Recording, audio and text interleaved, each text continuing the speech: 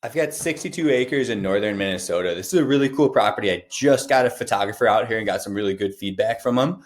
I want to share what I know about the property with you, talk about our business a little bit. My name is Miles. I work at Wilco Land.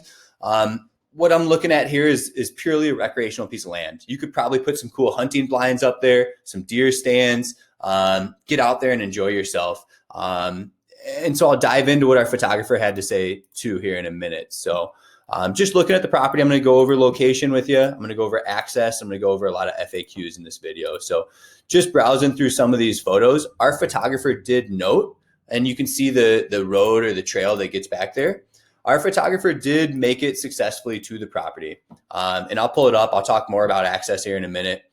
He did note that there is evidence of game trails, a lot of evidence of that he had mentioned, bear, deer, turkey, things of that nature, right?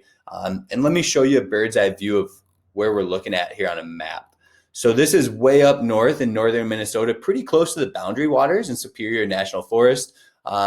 Here's one of the Great Lakes. So we're looking at Lake Superior here in Duluth, Minnesota here. So George Washington State Forest is actually basically adjacent to all of this property, and you can see all these little bodies of water. Our photographer said our property is not wet, which is a great thing. We don't have a wet property. There's a little stream or creek, it appears to be down south here, but it is 62 acres. And, we've got it priced to sell at about $500 an acre. We offer seller financing as well. This is what we do. We pick up unique and different land investments. So I've got a lot of information on our website, what county it's in, the state, parcel ID, things like that. You can look it up. The county has this assessed at $31,000. Typically assessed values are lower than market value. So that gives you an idea of what that is. So lastly, I want to talk about access. So we're looking at a great recreational property, right? A ton of this land exists out there.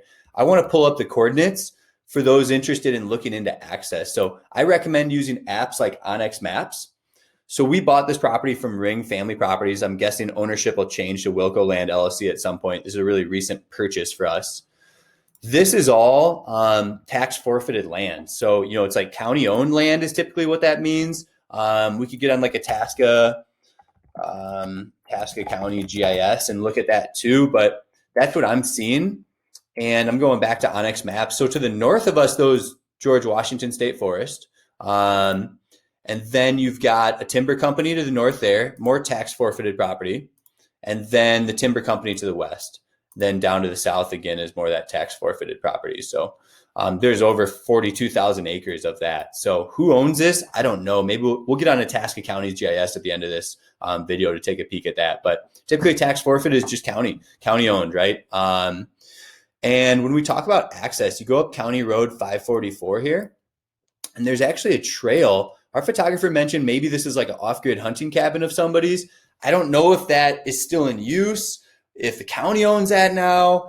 A lot of question marks, right? And there's a lot of land that exists out there that has these gray areas and question marks. So, our photographer was able to venture back here. You can see this road goes back and got to the property is what he mentioned. Whether the previous owners were using it, I don't know the backstory there or not.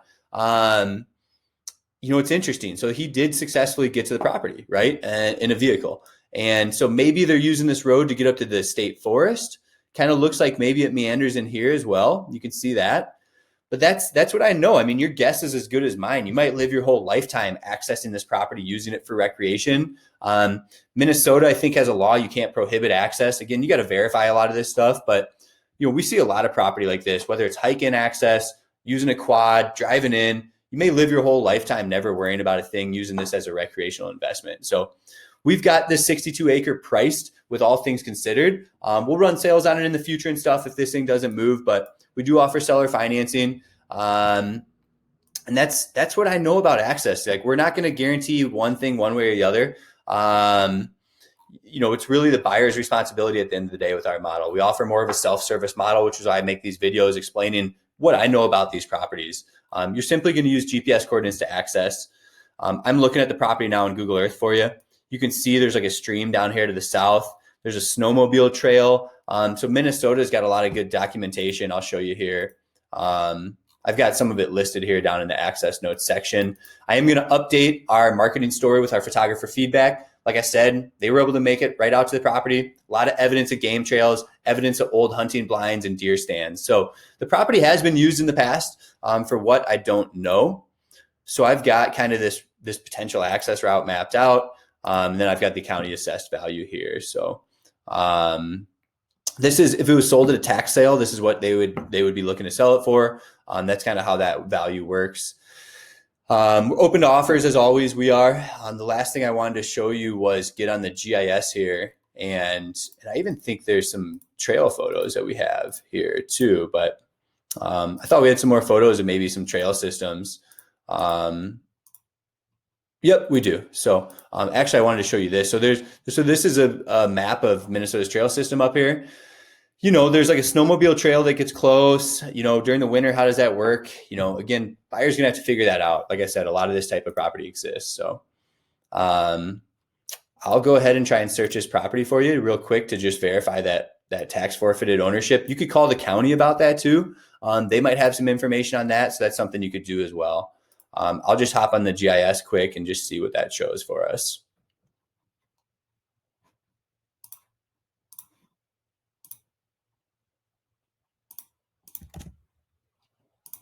So we're going to search that here.